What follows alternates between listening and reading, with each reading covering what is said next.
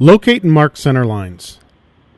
To start the installation process, 3 chalk lines need to be snapped on the floor. All 3 lines intersect at the machine center point. The conveyor line, or the x-axis, the y-axis center line that is perpendicular to the conveyor, the machine center line, which is 45 degrees from the conveyor center line. Use a snap line or a piece of chalk to locate and mark the conveyor center lines on the floor. In these instructions, we are assuming 3 pieces of Lantech conveyors: the infeed, the wrap zone, and the exit conveyors. If upstream or downstream conveyors are already present, locate the center line of the existing conveyors and snap the conveyor center line first.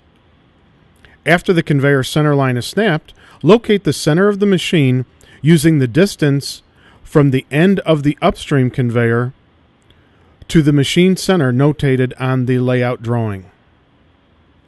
At the center point, snap a line at least 100 inches long in each direction, 90 degrees from the conveyor center line, using a 90-degree square.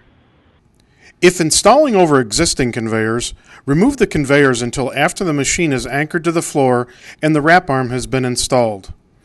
If the machine is not dependent on other conveyors for position, locate the machine position from the floor plan and mark the center point.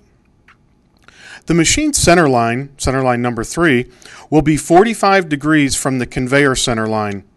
There are 2 ways to create this center line. The first method is to use an adjustable or 45-degree square and mark a line from the center point in both directions. Using this line as a guide, send out a chalk line at least 90 inches from the center point in both directions. The second and preferred method is to start at the machine center point and measure up 60 5/8 inches and measure over the same amount. This will get you the first starting point. Repeat this procedure in the opposite quadrant. Next, stamp out a chalk line at least 6 feet past the measured position.